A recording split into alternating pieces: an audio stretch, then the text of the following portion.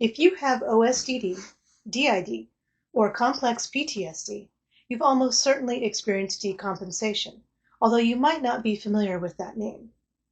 Decompensation means a significant worsening of psychological functioning, a deterioration. When a person decompensates, their symptoms usually grow much worse, and coping strategies that had been helping are either much less effective or not effective at all. Decompensation can often lead to inpatient hospitalization because it means the person is psychologically overwhelmed to a critical level and at significant risk of severe self-harm or suicide. Decompensation is a psychological emergency. At a minimum, it can require increased services, whether that is increasing the number of therapy sessions per week, or it might mean an IOP or PHP services. Those are intensive outpatient programs and partial hospitalization programs. Unlike a physical emergency, such as a stroke, heart attack, or life-threatening injury, the psychological emergency of decompensation can last for weeks. Decompensation happens as a result of severe stress, and, unfortunately, the fallout from decompensation serves to only increase the stress. It becomes a vicious circle. Common causes of decompensation include a sudden and intense stressor, a new trauma, physical illness.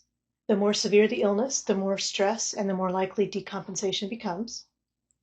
Major disruptions in life, such as life transitions, getting married, moving, having a child, becoming homeless, etc.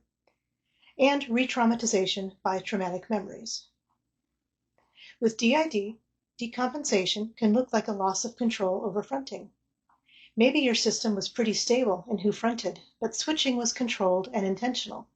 But when you decompensated, suddenly you were rapid switching with little control over who fronted or for how long. It can also mean the opposite, where one alter gets front stuck with no ability to stop fronting even if they want to. Frequently, communication within the system is negatively impacted, and communication becomes less frequent and/or less fluid. A front-stuck alter may not be able to sense the others in the system and may feel quite eerily alone. And then this can lead to increased doubts about whether the body has DID, which can be an additional source of stress on top of all the others. Other common outcomes of decompensation when you have DID or OSDD are increased dissociation, severe mood swings. Some of these may be from switching, and others may be from increased triggering in this vulnerable state. Panic or severe anxiety, severe depression. Feeling frozen from overwhelming demands and a lack of internal resources, and overall greatly reduced ability to function.